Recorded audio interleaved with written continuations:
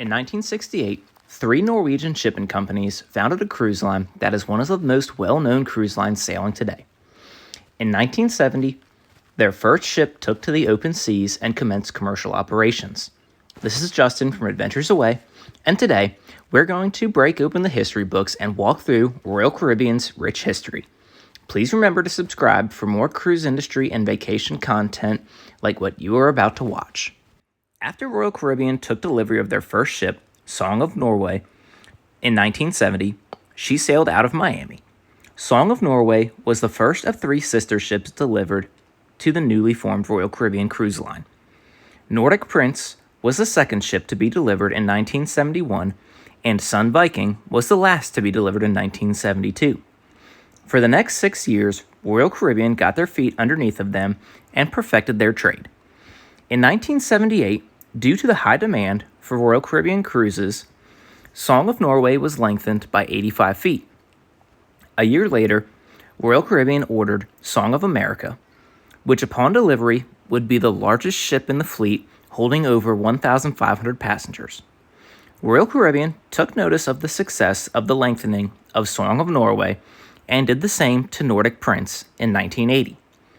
Song of America was delivered in 1982 and started service out of Miami on December 5th. After Song of America was delivered, things stayed fairly quiet for Royal Caribbean until they leased land in Haiti in 1986, which everyone knows as Labadee. In 1988, Royal Caribbean had a corporate restructure when they merged with Admiral Cruises. In the same year, they launched Sovereign of the Seas, which at the time was the largest passenger vessel afloat. 2 years later, in 1990, Viking Serenade was transferred to Royal Caribbean from the Admiral fleet. Royal Caribbean also, in 1990, took delivery and put Nordic Empress into service, as well as purchasing Little Stirrup Key in the Bahamas. Little Stirrup Key was later branded into what everyone knows as Coco Key. Followed in 1991 and 1992, Royal Caribbean took delivery of Monarch of the Seas and Majesty of the Seas, respectively. These were the second and third Sovereign-class ships delivered for Royal Caribbean. In 1993, Royal Caribbean went public on the New York Stock Exchange after being privately held for the last 25 years prior. Nordic Prince left the Royal Caribbean fleet when she was sold to Sun Cruises in 1995. The same year, the first Vision-class ship, Legend of the Seas, was introduced. Legend was followed by Splendor of the Seas, Grandeur of the Seas, Rhapsody of the Seas, Enchantment of the Seas, and Vision of the Seas in the years following. Things sailed on until 1997 when Royal Caribbean merged with a Greek cruise line called Celebrity Cruises. During this time, Royal Caribbean Cruise Line changed its name to Royal Caribbean International.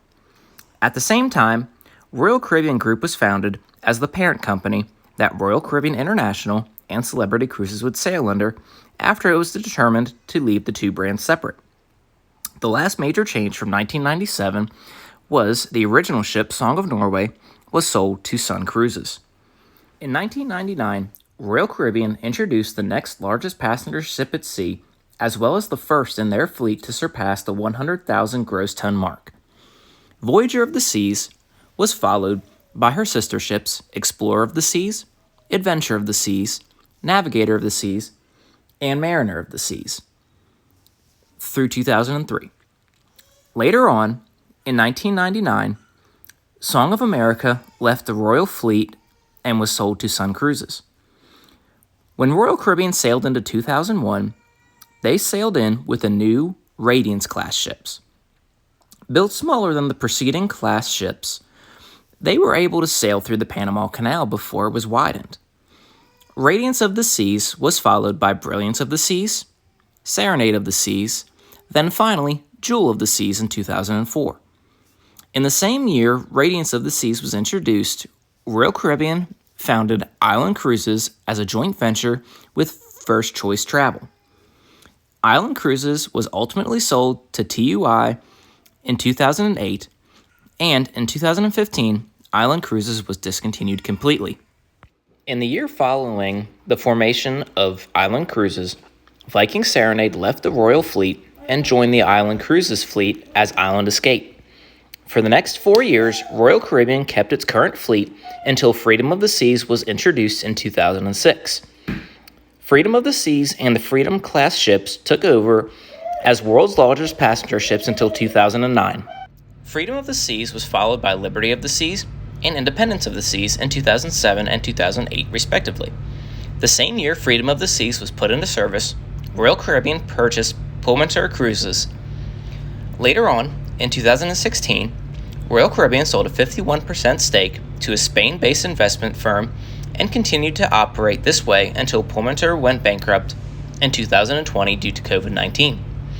In 2007, Royal Caribbean, through Celebrity Cruises, founded Azamara, which was a play to diversify Royal Caribbean's operations. Royal Caribbean would continue to operate Azamara until 2021, and when it was sold to a Singapore investment group to free up cash in the wake of COVID-19.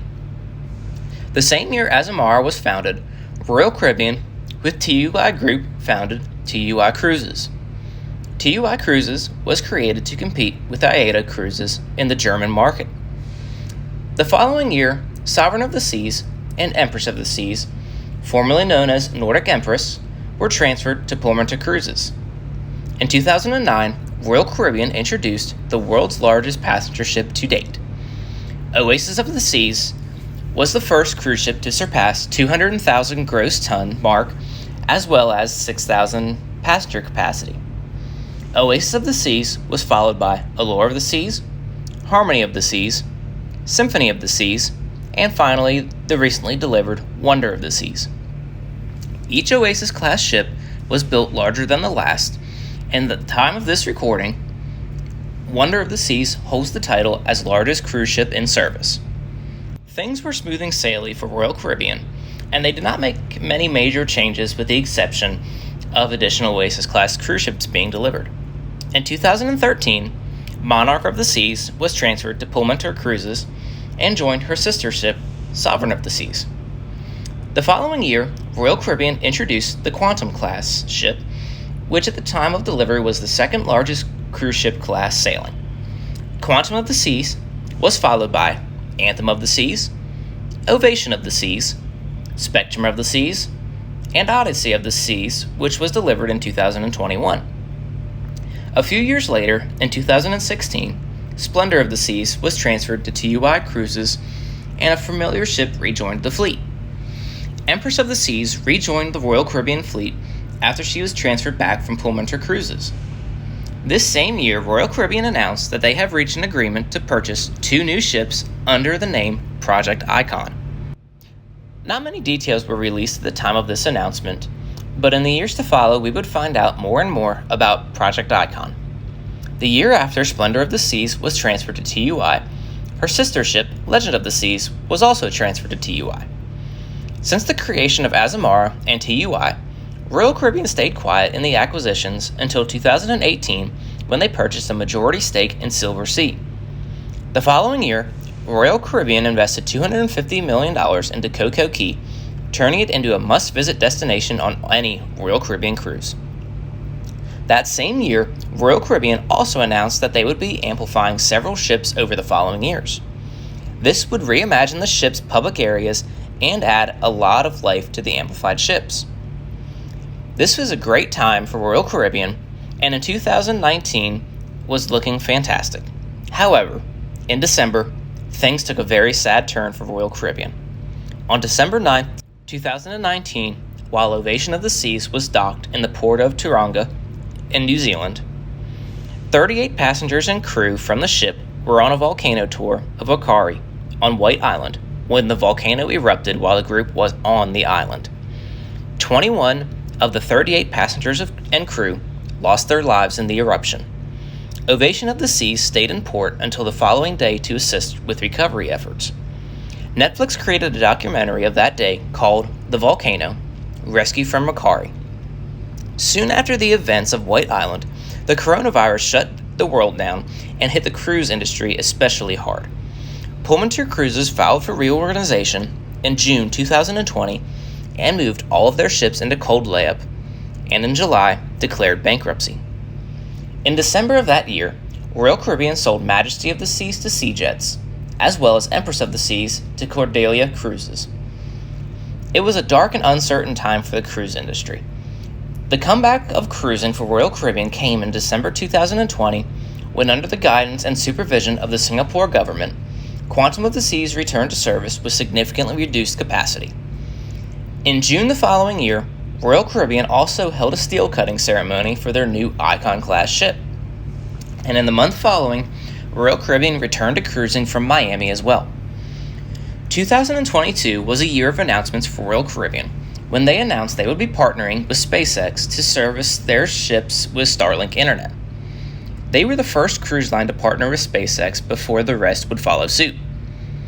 Also, in 2022, Royal Caribbean purchased the remaining stake of Silver Sea for an exchange of 5.2 million shares of Royal Caribbean stock. Throughout 2022 and into 2023, Royal Caribbean would release more and more details about Project Icon and what we can expect from this new class. It wasn't until July 2023 when Icon of the Seas left dock under her own power and completed her first set of sea trials, which she passed with flying colors.